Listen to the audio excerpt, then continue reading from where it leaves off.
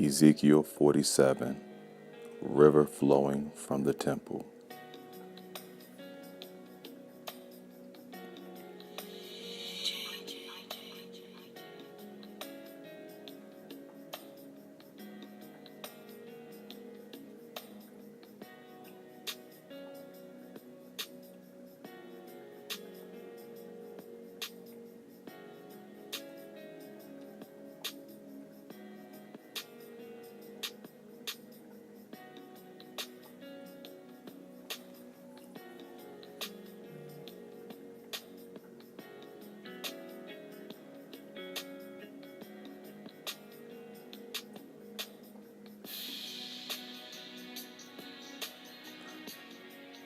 I'll be reading verses 1 through 12, Ezekiel 47. Afterward he brought me again unto the door of the house, and behold, waters issued out from under the threshold of the house eastward. For the forefront of the house stood toward the east, and the waters came down from under the right side of the house, at the side south of the altar. Then he brought me out of the way of the gate northward, and led me about the way without unto the utter gate by the way that looks eastward. And behold, there ran out waters on the right side. And when the man who had the line in his hand went forth eastward, he measured 1,000 cubits, and he brought me through the waters. The waters were to the ankles.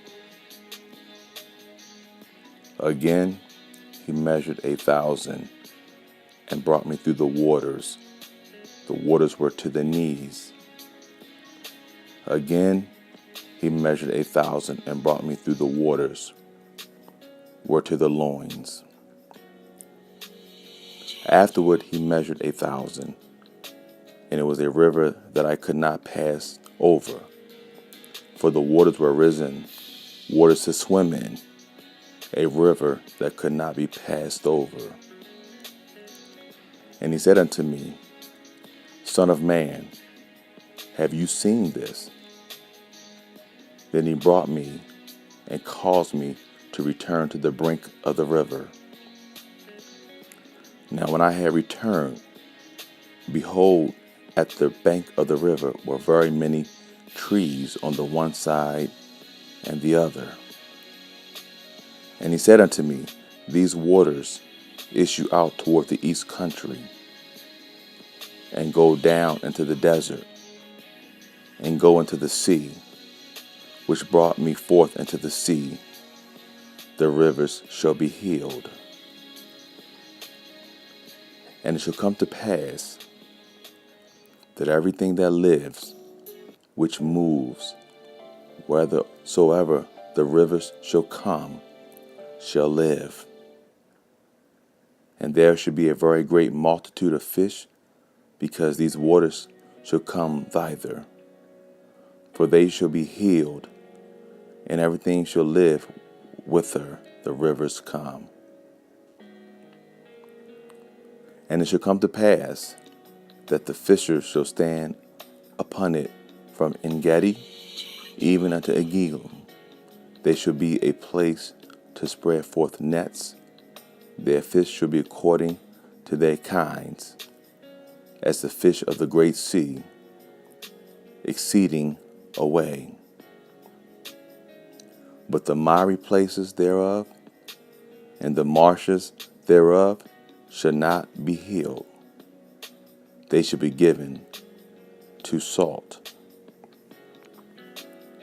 And by the river upon the bank thereof, on this side and on that side, shall grow all trees for meat, whose leaves shall not fade, whether shall the fruit thereof be consumed. It shall bring forth new fruit according to his mouth, because their waters they issued out of the sanctuary, and the fruit thereof shall be for meat, and the leaf thereof for medicine.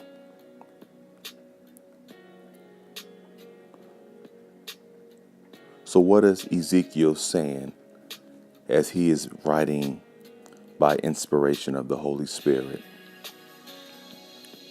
There is a spiritual meaning in this seemingly obscure passage. Many hunger for the Lord, but do not know exactly how to receive him.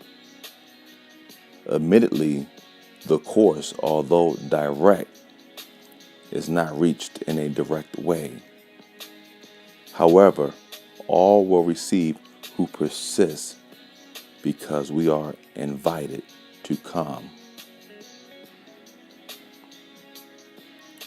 The man is Christ. As the waters issue out from under the threshold of the sanctuary, and as they flow eastward, the channels begins to widen. At this first stage, it is almost about 1,500 feet wide, but it's still very shallow, only to the ankles. The ankles represent the entrance into the river, thereby portraying salvation. The knees signify prayer and a total dependence on the Lord. Those things being done by the power of the Holy Spirit instead of the flesh. So the knees also portray the baptism with the Holy Spirit. And you can refer that to Acts chapter 2, verse 4. The implication in this passage is that the man with the line in his hand be followed as that what he intends. The loins represent the procreative part of man, which points to the miracle working power of God, which should be prevalent with all spirit baptized people. The stream has widened until it is now a river that cannot be passed over. This river represents the last progression with itself open-ended, which symbolizes the whole gospel for the whole man. In a sense, the river is a physical type of the Holy Spirit and his work within our lives. The passage also said very many trees. These trees signify much fruit. You can reference that in John 15:5. The trees grow on both sides of the river. The idea the river is to bring life to the desert, as the Holy Spirit alone, through Christ, can bring life to unregenerate man who is dead in trespass and sins. Literally, this speaks of the Dead Sea, which contains no life whatsoever. The Dead Sea will then be healed, symbolic of what the Lord can do through the Holy Spirit in a person live. The word rivers signifies two great rivers.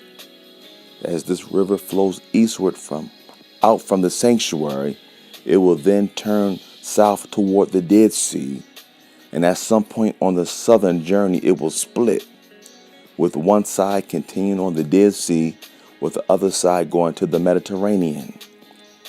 As a result, and by whatever means, whereas the Dead Sea formerly contained no life, now there should be a very great multitude of fish, signifying an abundance of life.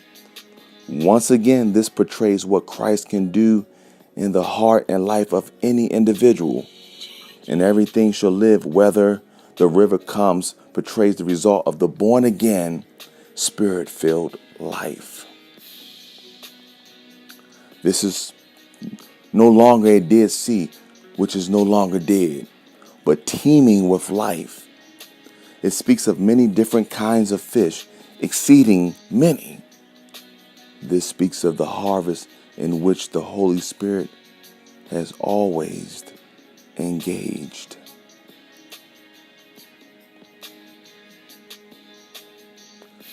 The reason these places aren't healed is because imperfection will continue to exist during the millennium, for man will still be under trial.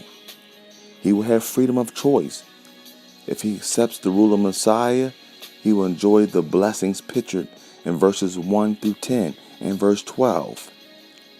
But if he rejects that government, he, like Lot's wife, will be turned into salt. For grace despised involves bitterness and death. The millennium blessings will be powerful and abiding. It will greatly surmount and almost efface evil, but not entirely. For only in the new heaven and in the new earth will there be perfection.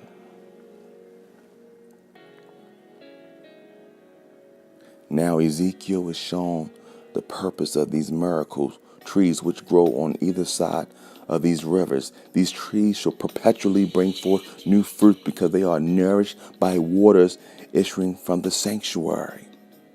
The fruit will heal as well as nourish, such as is the character of a life and ministry based upon Calvary and energized by the Holy Spirit. In fact, the population of the world, which will include all with the exception of the glorified saints, which is us, will continue to perpetually live in the means of the fruit and of the trees. In other words, the aging process will be halted.